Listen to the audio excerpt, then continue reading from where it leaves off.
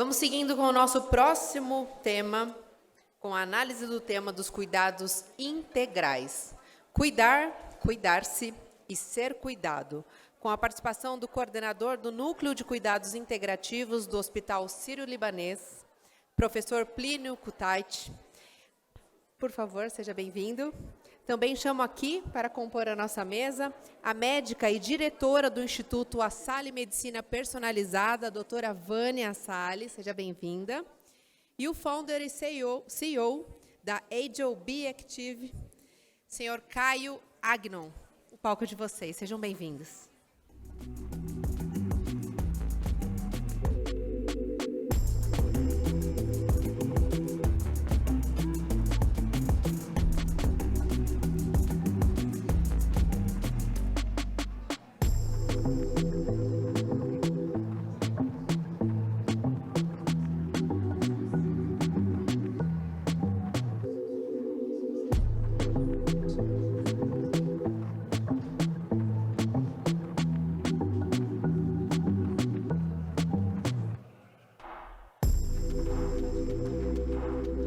Boa tarde, pessoal.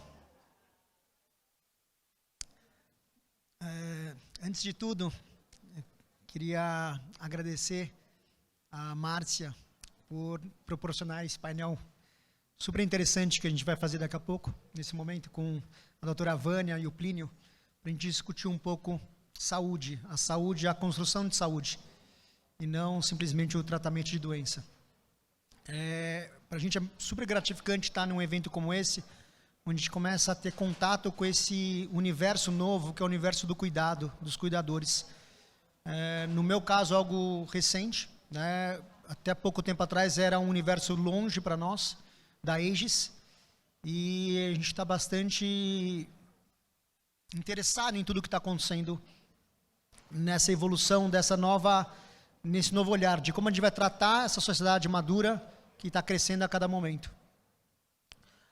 A Aegis, contar um pouquinho o que a gente faz no dia a dia, a gente desenvolve compostos bioativos e moléculas dos nossos biomas com o foco em ajudar as pessoas a melhorarem a sua performance metabólica e, consequentemente, evitar o aparecimento e propagação de doenças crônicas.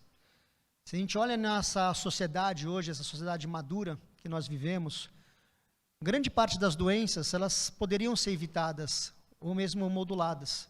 Então, a gente fala de diabetes, de câncer, de Alzheimer, né? A gente fala de problemas cardíacos.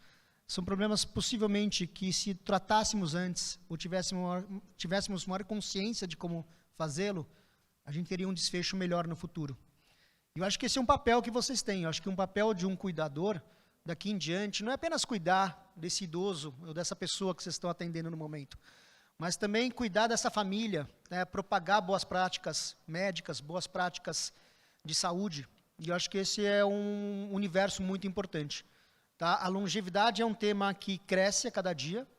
Hoje mesmo, na revista The Economist, a capa é o tema de longevidade, porque essa sociedade, como a Márcia falou, e a gente escutou outras pessoas falarem aqui esse dia, a longevidade é uma verdade. E os planos de saúde, o sistema de saúde, ele precisa estar preparado para lidar com pessoas mais saudáveis. E hoje ele não está preparado para lidar com essas pessoas. Porque as pessoas estão envelhecendo ou vivendo mais tempo, né? Hoje as pessoas vivem 80, 90 anos, mas elas estão ficando cada vez doentes mais cedo. Então, no passado, como o Dr. Roberto Macedo comentou, né, as pessoas viviam menos anos. Então, ela ficava doente com 60 anos, morria com 75 anos, ela consumia 15 anos de saúde. Hoje ela continua ficando doente com 60 anos e vai morrer com 90 anos. Então ela vai consumir 30 anos de saúde. Todo o nosso ecossistema ele não vai aguentar. Então, para isso, há uma necessidade de uma conscientização, de uma mobilização muito grande de todos nós que fazemos parte desse ecossistema, e as pessoas no universo do cuidado fazem parte, para a gente poder mudar essa realidade. E é isso que eu quero trazer um pouco a doutora Vânia e o Plínio, para contarem um pouco a visão deles. Como é que eles estão vendo essa transição ou essas necessidades? O que a doutora Vânia vê nesse universo dessa medicina do estilo de vida? Como é que a gente pode ajudar vocês e vocês se ajudarem? Como é que o Plínio, que faz um trabalho incrível há 15 anos, né, no Hospital Sírio-Libanês, na questão da saúde integrativa, como é que ele vê essa questão, como é que a gente pode trazer isso para o nosso dia a dia, e a partir daí criar boas práticas. E essas boas práticas se traduzirem o quê? Na construção de saúde, e não mais no tratamento de doenças. Doutora, eu queria que você comentasse um pouco essa visão, toda essa complexidade que a gente vai viver daqui para frente, e como é que essa medicina do estilo de vida pode abraçar esse grande desafio dessa nossa sociedade nos dias de hoje. Bom, muito obrigada, boa tarde a todos, é um prazer estar aqui, assistir um pouco os painéis anteriores, muitas coisas estão cruzadas nesse cenário de cuidar da pessoa dentro do seu processo, da sua jornada de envelhecimento, e a medicina do estilo de vida, eu como presidente da Associação Latino-Americana de Medicina do Estilo de Vida, coloco, né, que esses vetores que constroem patrimônio de saúde são uma necessidade dentro do conhecimento médico, dos cuidadores, dos familiares e de nós mesmos, né? O que a gente faz de investimento contínuo na tomada de decisão entre escolhas, aquilo que é possível, o que acontece no nosso dia a dia, e como a palestrante anterior colocou, o que é a nossa história pregressa, o que é a nossa história passado, presente, para pensar nesse futuro. Então, olhar nessa base de investimento contínuo, nesses pilares da medicina do estilo de vida, olhando para a alimentação, para a possibilidade de executar o movimento, não apenas o exercício, ter autonomia, agilidade, estar conectado com as pessoas que a gente gosta, encontrar um grupo de pertencimento, vivenciar bons momentos, estar em contato com a natureza, buscar o ritmo do sono. Tudo isso é a pauta da medicina do estilo de vida, dentro de uma filosofia que evita hábitos nocivos e se conecta com um potencial de saúde, construção de bons hábitos, para melhorar aquilo que nós chamamos de status ou patrimônio de saúde. Mas como é difícil introduzir isso no dia a dia? Na área médica, nós não assistimos muito o profissional, especificamente o médico, buscando esse olhar, e o que nós vivemos sempre é uma medicalização tardia, que muitas vezes acopla múltiplos medicamentos, mas não estrutura um retorno, uma flexibilidade para um movimento que possibilita esse indivíduo estar ativo na sociedade, participar e tomar decisões, e é aquilo que o Caio colocou e os outros palestrantes. Nós vamos viver um movimento de longevidade e a conscientização de cada um de vocês é o que vai mudar as referências desse olhar contínuo. E eu sempre falo para os nossos pacientes, e quando eu dou aula, que nós tricotamos experiências. Nós tricotamos experiências nos nossos genes, que se refletem em modelos celulares, dentro de cada órgão, nas redes neurais, em tudo que nós fazemos. Nós tricotamos uma experiência do movimento, nos músculos, nas articulações, no coração, no cérebro. Cada escolha que nós fazemos, nós temos essa movimentação. Oi? Do meio? E essa movimentação que traz, né, o conceito de que saúde é além da ausência de doença. E que, através desses pilares da medicina do estilo de vida, a gente pode viver esse contínuo, que é essa jornada que permite que exista bem-estar, qualidade de vida, não somente ausência de doenças. E aí existe um tema que é colocado hoje muito em pauta na nossa visão de medicina preventiva, medicina personalizada, medicina da longevidade, medicina integrativa. Então, essa idade cronológica, qual é a sua idade e como você está dentro dessa condição de bem-estar, qualidade de vida, produtividade, performance, porque cada um envelhece de uma forma, e essa questão tem um pouco a ver com a genética, mas muito mais a ver com a epigenética, que é definida pela soma de experiências que nós temos dentro de todos os recursos biopsicossociais e daquilo que nós vivemos ao longo da nossa história. E um tema que eu sempre coloco, e o Plínio depois pode pensar nisso junto comigo, esse envelhecimento ele é um sistema operacional. Então, nós vamos envelhecer, o como nós vamos envelhecer, que é modificável. Essa senescência e não a senilidade é um tema que é inevitável. Nós não temos como não envelhecer, exceto morrendo.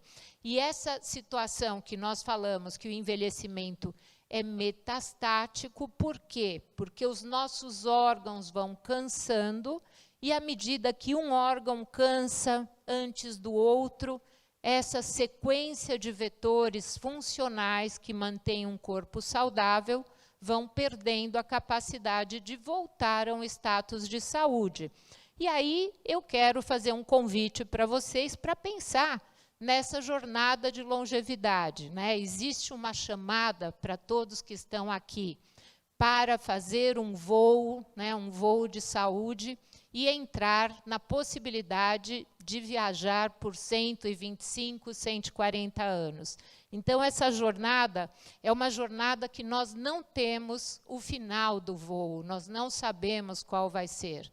Mas como nós vamos viajar, é um tema que nós podemos, pelo menos, lutar para fazer melhor. Então, envelhecer com saúde é buscar construir patrimônio de saúde desde os primeiros anos. Dessa viagem, que pode ser uma viagem com turbulências, mas que começa muito cedo. Então, começa no útero materno, anteriormente ao útero materno, no planejamento desse casal, que pode ter um bebê que vai ter mais saúde se ele for bem cuidado desde os primeiros anos. Então, é com essa viagem que nós temos que lidar. Sabemos que vão ter paradas, vamos ter encontros, vamos ter turbulências, mas como que a gente arruma uma base de sustentação, uma teia de apoio para essas turbulências? Então, claro que cada um tem o seu movimento, a sua história, o seu ponto vulnerável, e nessa vulnerabilidade é que nós buscamos encontrar, né, os copilotos da nossa vida. Cada vez mais na área médica, nós entregamos o conhecimento para o paciente e damos para ele a possibilidade de pilotar o seu voo, entendendo a sua vulnerabilidade, a sua suscetibilidade, o campo que o torna frágil diante de algumas ameaças. E aí, meu amigo Plínio aqui, quando a gente fala da jornada da vida, quando nós estamos em perigo, né, ou quando nós estamos vulneráveis, nós precisamos de super amigos. Plínio, me conta um pouco a sua história. Opa! Me jogou para dentro assim de repente. Tá bom. Tá, eu estou muito feliz de estar aqui, queria agradecer a Márcia pelo convite, né, de estar com a minha querida amiga Vânia, que fazia tempo que eu não via, conhecendo o Caio também, né. Eu acho que tem uma coisa que começa num lugarzinho que a gente costuma desprezar, que é dentro da nossa própria vida. Já quando a gente pensa em amigos, a gente já está pensando no outro, né? A gente pensa no outro, a gente pensa no futuro, né? A gente pensa numa estrutura em volta, num sistema público de saúde, num sistema privado de saúde. Mas tem um sistema, que eu acho que eu vou começar por aí, Vânia, que é o nosso sistema individual, como eu levo minha vida, como eu cuido de mim, né? Como eu assumo a responsabilidade sobre mim. Né? Ter amigos é minha responsabilidade, por exemplo. Não é fácil ter amigos. Ter amigos não é ter vizinhos, ou colegas de classe, ou pessoas com quem a gente vai no jogo de futebol, ou com quem a gente vai meditar junto. Né? O amigo é uma construção, né, que passa totalmente pela minha experiência pessoal, individual. Né? Então, quando eu vejo todo esse assunto que está sendo abordado aqui, eu sempre quero chamar a atenção, né, que a nossa tendência é olhar para fora, olhar para os grandes sistemas, olhar para as grandes ações, né, olhar para aquilo que a gente pode estar, de alguma maneira, construindo do lado de fora. Isso é muito bom. Né? Mas tem um ponto que a gente não pode esquecer, que é como que eu vivo a minha vida como eu sou quem eu sou, quão próximo eu estou de mim, como eu estou me aproximando ou me distanciando de quem eu sou, né? Quanto educado eu estou para viver as leis naturais que regem a minha existência humana, né? Ou se eu vivo a vida dentro das leis culturais, que não são nada naturais, né? Se eu quero ter um envelhecimento saudável, leis naturais, né? Se eu quero envelhecer de uma forma mais turbulenta, como diz a Vânia, as leis culturais. Nossa cultura não contempla isso, né? Então, se me traz um pouco para um dos temas que eu contribuí para essa mesa, que é um dos fundamentos que a gente tem no Hospital Sírio-Libanês, no nosso núcleo de cuidados integrativos, que é o que eu chamo de tríade do cuidado. Tenho que dizer que isso foi um sonho que eu tive um dia e que até hoje eu estou aprendendo com essa frase, né? Então, não é uma produção intelectual exatamente, mas é uma coisa que me inspira muito e se consagra muito na prática, né? E que tem a ver também com essa questão da Vânia, né? E a tríade do cuidado diz assim: cuidar, cuidar-se e ser cuidado. São 3 aspectos do cuidado. E é muito saudável que a gente possa ter esses 3 aspectos vivos na nossa vida. Qual é o aspecto desses 3 que é mais presente na nossa vida ocidental? Não precisam responder, vou responder por vocês, né? A gente cuida do outro, e aí está talvez 80% da nossa dedicação, da nossa atenção, da nossa energia, né? Então, isso é uma coisa muito ocidental. Para nós ocidentais, o autocuidado, o cuidar de si mesmo, é quase um ato de egoísmo.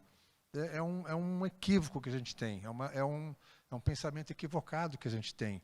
Enquanto para nós isso gera culpa, né, e traz uma sensação de egoísmo, no Oriente é a responsabilidade primordial de uma pessoa, cuidar de si mesma.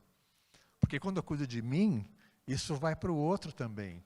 Cuidar de mim não significa que eu estou abandonando o outro, só cuidando de mim, né? Cuidar de mim significa que eu estou assumindo a responsabilidade sobre a minha saúde, sobre o meu envelhecimento, sobre a minha felicidade, sobre a minha paz de espírito, sobre a minha capacidade de criar amigos, conexões, que é uma coisa tão importante na questão do envelhecimento, né? Quem assistiu esses filmes, essa série das Blue Zones, entendeu ali que em todos os lugares esse é um aspecto muito importante, né? Que é da rede, dos amigos, da conexão, do espírito comunitário, eu diria, do coração aberto, né? E tudo isso passa pelo nosso próprio cuidado, né? Então eu vou dizer uma frase japonesa que eu aprecio muito e que conversa muito com essa questão do tempo aqui, né? E a frase é assim: quando eu estou com sede, é tarde para cavar um poço, né? Eu tenho que cavar o poço antes. Tem tudo a ver com o que foi falado aqui na nossa mesa anterior, né? Então, se para mim criar amigos é importante, eu não vou criar amigos de um dia para o outro. Se para mim cuidar do meu coração afetivo é importante, eu tenho que estar cuidando sempre. Se eu quero ter um envelhecimento saudável, quanto antes eu começar, melhor. Então, esse é um ponto crucial da coisa do Alzheimer, do envelhecimento, da demência, né? Eu começar cedo, né? Então, começar nos pilares todos, né? Cuidar do meu corpo. Aí vou falar de integralidade, que não são exatamente os pilares da medicina de estilo de vida, mas que conversam muito com isso. Cuidar do corpo, incluindo sono, sexualidade, nutrição e etc. Cuidar da mente, que é um cuidado que a gente não sabe fazer por aqui, né? A gente não aprendeu o que é mente. Como é que a gente vai cuidar de uma coisa que a gente não sabe o que é? O que é a mente? Difícil, né? Os nossos pais não sentaram com a gente e falaram: olha, meu filho, vou te explicar, a mente é isso aqui, né? A gente nem fala desse assunto. Cuidar da energia é um assunto também cheio de misticismo em volta, de equívocos. Cuidar da espiritualidade, cuidar das relações, cuidar do coração aberto ou fechado, cuidar do tempo, né? Então, todo esse cuidado integral, ele tem que começar o mais cedo possível. A nossa cultura, então, está aqui uma coisa uma reflexão que eu acho muito importante. A nossa cultura não nos incentiva ao autocuidado. Nós temos que tomar essa atitude individualmente. Se a gente soltar o corpo e for junto com a onda, a gente vai cuidar do outro até o fim da vida. Vai estar sempre em dívida com a gente mesmo. Então é uma coisa que eu tenho que saber. Eu vou estudar com a Vânia alimentação, nutrição, etc. Vou fazer Reiki com Plínio. né? Vou fazer parte de um grupo que medita, que faz um trabalho voluntário, que alimenta a minha espiritualidade e etc., né? E também um pouco para fechar e abrir a nossa conversa aqui, né? Eu queria dizer isso, né? Que não vamos pensar no idoso, no envelhecimento do outro, né? Eu preciso pensar no meu envelhecimento. Né? Você que é cuidador, a primeira coisa que você tem que fazer, se você me ouviu até agora, é se cuidar, né? Incluir o autocuidado, porque o seu cuidado com o outro vai se transformar naturalmente, quase que magicamente, quando você assume a responsabilidade sobre a sua própria saúde, a sua própria felicidade, seu próprio estado de espírito, né? Isso é um lado da história. Por outro lado, terminando um pouquinho, né? Uma coisa que eu vejo na vida das pessoas que estão envelhecendo, né? Minha mãe dizia, a gente fica velho de repente, nem percebe, né? É assim que funciona, né? Então, uma coisa que eu acho que é muito importante na vida das pessoas quando elas vão envelhecendo, vamos pensar isso na nossa própria vida, a gente perde às vezes contato consigo, a gente perde contato com a nossa potência pessoal. Não é só autonomia e independência, não. A gente perde contato com a nossa força pessoal, individual, porque a nossa produtividade pode cair, a gente relaciona a nossa potência com o fazer. E aqui eu estou falando de uma potência humana, do meu ser, que não necessariamente está ligada ao que eu faço. E a gente perde também, com o tempo, a gente corre o risco de perder o sentido de vida, né? E é normal que as pessoas, né, é comum que as pessoas que vão envelhecendo vão se agarrando, às vezes, a certos sistemas de crenças com mais garra, assim, né? Isso, para mim, é um sintoma, muitas vezes, não de religiosidade ou de espiritualidade, muitas vezes é um sintoma de medo, por estar perdendo o sentido de todas as coisas. Então, esse é um nível de cuidado que eu acho que a gente tem que levar para a nossa própria vida, né? A nossa espiritualidade, onde está a questão do sentido de vida, né? A nossa potência pessoal, a nossa própria felicidade. Essa é a escola onde a gente vai aprender coisas muito importantes para poder estar levando também para aquelas pessoas com quem a gente, de alguma maneira, oferece o nosso cuidado. Isso é muito interessante, né, Plínio? Eu queria que a Vânia comentasse um pouco para nós. A Vânia está bem na ponta da saúde, né? Então ela está vivendo toda essa demanda, né, que a gente está gerando, né, de doenças precoces, de estresse, né, de não conseguir manejar esse dia a dia. E eu queria, Vânia, que você contasse um pouco para as pessoas como é que elas podem cuidar de si mesmas. O que você sugere? Como é que a gente que está aqui nessa palestra, nesse bate-papo, pode sair e fazer algo por nós mesmos? Como o Plínio falou, a gente tem que começar a se cuidar. É importante que esse cuidado ele vai gerar saúde, ele vai gerar vários benefícios, né? A gente precisa pensar no que nós estamos fazendo e assumir essa responsabilidade pela nossa saúde. Há uma grande demanda nossa, dessa sociedade, de fazer com que a gente fique mais saudável. Ela não está saudável, a gente não tem uma vida saudável, a sociedade não está saudável. Tá? Isso gera um grande problema, né? Esse problema só cresce. E antes de terceirizar esse problema, como o Plínio falou, para outras esferas públicas, privadas, o que seja, como é que nós podemos trabalhar isso, Vânia? O que você, no teu dia a dia, no teu consultório, como é que você lida com isso? Como é que você tem trabalhado as pessoas, seus pacientes? O que você pode falar para esses cuidadores que têm uma vida extremamente estressante, altamente demandada por serviços braçais, psicológicos, emocionais? Como é que eles podem lidar com isso? Depois o Plínio também complementar, dentro do universo dele também, que é bem eclético, bem diversificado de atividades. Como é que a gente pode trabalhar isso no nosso dia a dia, para as pessoas saírem daqui com algo a mais para poder, né, trabalhar? Bom, esse é um grande desafio, né? O que o Plínio comentou, que quem tem o hábito de cuidar, em geral, não se cuida, e nesse universo do cuidador, parece um pouco egoísta nós olharmos para nós. E olhar para si, ao longo da nossa existência, é olhar para aquilo que nos torna vulnerável, mas também para o nosso potencial. Porque se olharmos só para aquilo que nos falta, não vamos ter forças em determinado momento da vida em que a gente perde muita coisa. Então, o que existe dentro desse lugar do envelhecimento, talvez seja uma percepção de impotência. E a vulnerabilidade se torna um ponto muito negativo de julgamento, de não mais valor. E isso é uma coisa cultural, e a gente tem visto muito, até eu estava lendo aquele livro que é O Mito da Verdade, que fala que nós nunca buscamos tanto a saúde, mas também nunca estivemos tão doentes. E é uma sociedade que está buscando todo tipo de oferta para adquirir saúde, mas, na verdade, está buscando um padrão estético.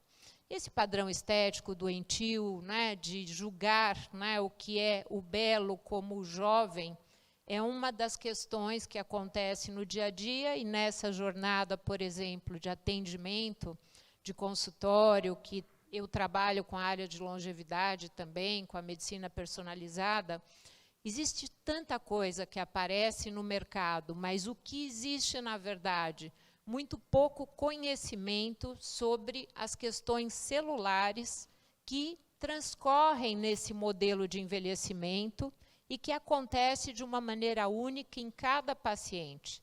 Então, as suas células envelhecem diferentes da minha, eu perco mais osso, você perde mais flexibilidade articular, o outro tem mais gordura hepática, algumas pessoas vão ter mais obesidade, outras vão ter ateromatose, placas coronarianas, vão para uma isquemia.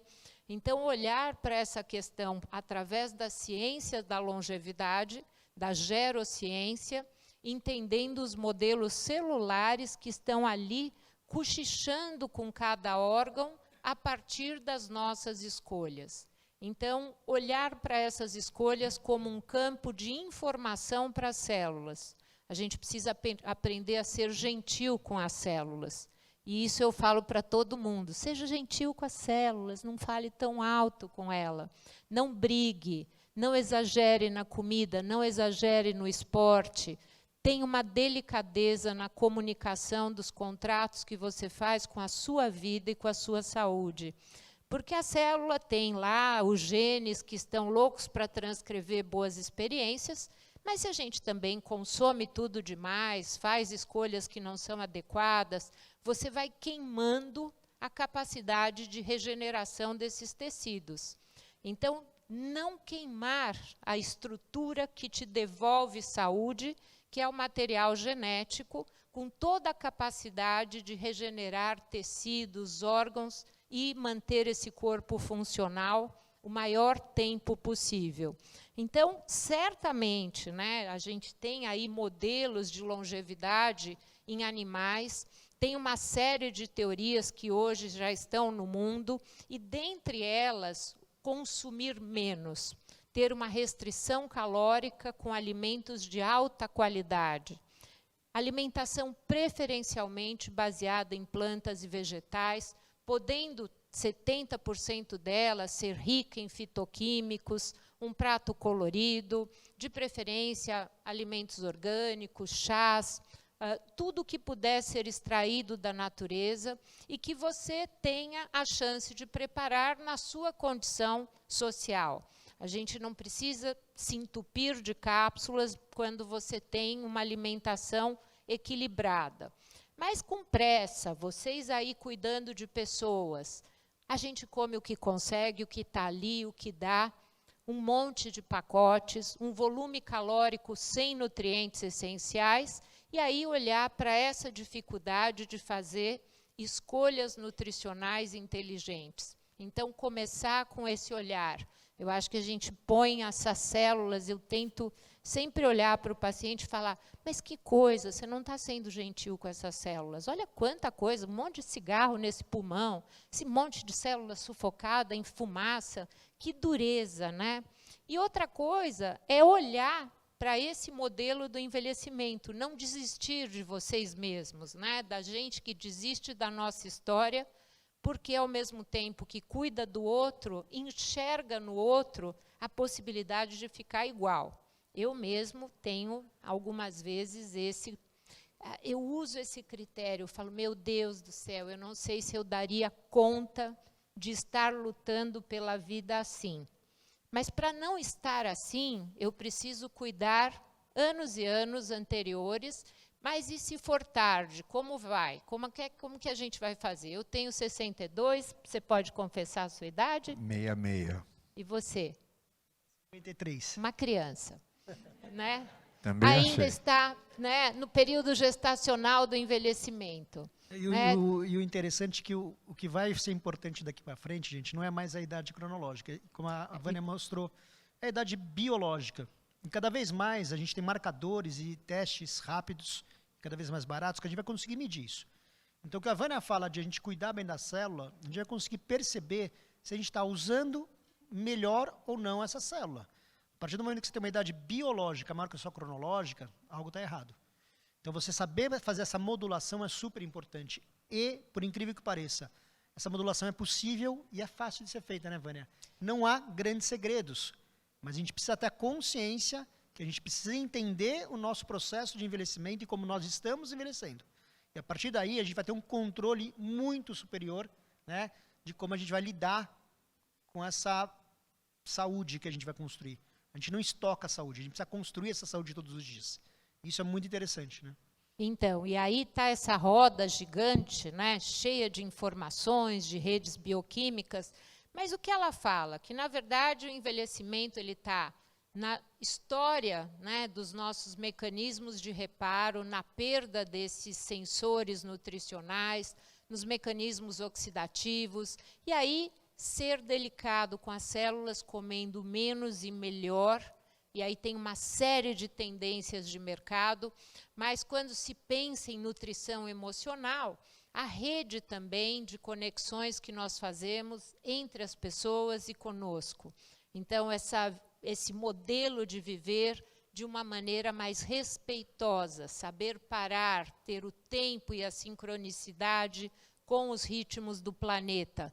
Tudo isso traz essa possibilidade de renovação de modelos inteligentes que estão dentro de cada célula, conectado com experiência de sobrevivência ancestral, trazendo nós até aqui com toda a força de vigor que nós tivemos como espécie. Eu acho que uma fala que acontece muito no mundo hoje, nós somos uma espécie disbiótica no sentido de contaminar ou maltratar o ecossistema. E nós estamos nos dando mal, estamos sozinhos, estamos brigando, tem uma questão social de isolamento, um excesso de tecnologia e uma falta de conexão real conosco e com as pessoas. Então, olhar para esse cenário da conectividade é um dos pilares da Blue Zones, que eu acho um dos mais importantes. Estar amparado, né, fazendo aquilo que a gente gosta, inspirando pessoas ao nosso redor. Então, sempre quando o Caio me chamou, quando a gente recebeu o convite para estar com vocês, eu falei, ai, que bom, eu vou estar com pessoas que eu gosto, falando do que eu gosto, e ensinando alguém a buscar soluções para viver melhor. Então, olhar pelo melhor ângulo da vida, tentar encontrar algo que você goste de fazer e, se possível, acompanhado de um time de pessoas que conectem com essas experiências, aquilo que você falou. Se nós vamos fazer meditação, se nós vamos fazer uma caminhada, se vamos viajar juntos, enfim, tudo isso que nós fazemos juntos é uma experiência melhor quando existe essa teia de apoio. Então, agora quero que você comente um pouquinho. Está conseguindo ler ali? Então, tá bom. Vou deixar para você ler esse pedaço para o pessoal. Bom, eu adoro ouvir a Vânia. Acho a Vânia um gênio. Traz ideias maravilhosas para a gente, né? Eu vou na lateral daquilo que ela está trazendo, né? Um outro ângulo que eu acho que pode enriquecer para a gente, né? Nas práticas integrativas, essa é a área do meu trabalho, né? Reiki, meditação, yoga, tai chi, qigong, etc., né? Tenho certeza que vocês conhecem isso, que é uma prática, digamos, é uma estrutura de saúde integrativa que está entrando muito dentro dos hospitais atualmente, mas que a maior parte deles são práticas de origem oriental, são tradicionais, algumas são milenares, né? Então, o que eu vejo de comum nessas práticas todas, vou trazer para essa reflexão nossa, é que todas elas são práticas de autocuidado para a preservação da saúde na sua integralidade. Olha, 3 valores fundamentais aqui, né? O autocuidado, a preservação da saúde e a integralidade. Resume um pouco o que eu tinha dito antes para vocês também. Então, quando eu atendo, respondendo um pouco à questão que o Caio traz, quando eu atendo as pessoas na minha sala, eu trabalhando no hospital, evidentemente, eu trabalho com muita gente que está doente, muito paciente oncológico também, né? Eu não estou lá para tratar a doença, eu estou lá para cuidar da pessoa. Esse é um ponto fundamental. Tratar a doença, mas cuidar da pessoa na sua integralidade. Esse é o binômio que a gente tem que conjugar. Não é o meu trabalho tratar a doença. Meu trabalho é cuidar da pessoa. E o meu cuidado com a pessoa é incentivá-la ao autocuidado, a ter a compreensão da preservação da sua saúde, porque se a gente pisca o olho dentro do nosso contexto cultural, a gente fica lidando com doença o tempo todo. A gente é muito mais reativo à doença que proativo à saúde, em relação à saúde. As nossas ações são reativas, quando eu preciso, quando eu estou com dor, quando eu estou com alguma doença, algum medo em relação à minha doença, né?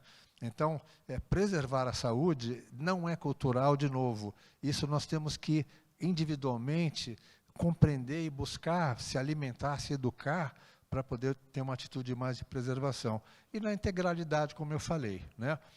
Coisas assim, valores presentes importantes que eu acho que as práticas trazem para a gente, e que eu procuro levar para os meus pacientes também, silêncio, conexão, espelho, né, olhar para si mesmo, né, presença, atenção, gentileza, né? Eu adoro ela falando gentileza com a célula, né? Gentileza comigo, né? Com a célula, claro. Eu não vou ter gentileza com os meus hepatócitos se eu não tiver gentileza com o ser humano que eu sou, né?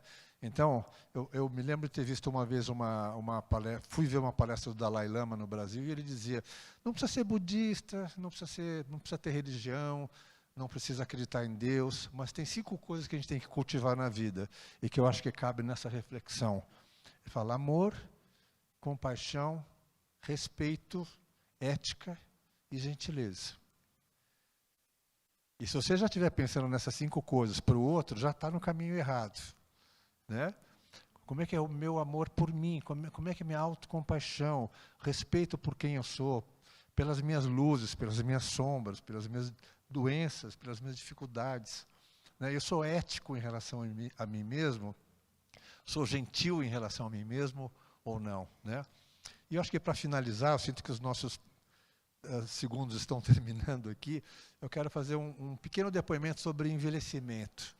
Não, mais ou menos uns tantos anos atrás, eu devia ter menos de 60 anos, eu me lembro que eu estava no Sírio atendendo, no meu consultório ali, tem um banheiro. E eu fui no banheiro entre um paciente e outro, né? E tem um grande espelho no meu banheiro ali. E quando eu estava fazendo xixi no banheiro, eu estava olhando pelo espelho, e eu vi que o jato estava mais forte do que costumava ser. Depoimento íntimo aqui, né? Então, eu imediatamente me senti com 30 anos de idade. Falei, poxa, que maravilha esse jato, né? Enquanto eu estava me deliciando com essa imagem, eu não estava percebendo que eu estava fazendo xixi fora do vaso. Dos 30 anos aos 81 segundos. Então, de repente, eu me senti um velhinho fazendo xixi fora do vaso, né? Então, eu acho que essa questão do envelhecimento passa muito também por o que é envelhecer para mim, né? Como eu cuido da minha vida. Quando eu falo de saúde, eu vou colocar assim, saúde para mim é igual, exatamente igual à felicidade. Não é buscar saúde, assim, o meu sistema está funcionando bem, né? Eu estou feliz, eu estou em estado de plenitude, estou em comunhão com quem eu sou, né? Estou vivendo de acordo com a minha natureza. Tudo isso é parte da minha conversa com os meus pacientes. Comigo, em primeiro lugar, né? E uma vez que é uma verdade para mim, sinto que a minha palavra chega no meu paciente também imbuída dessa verdade.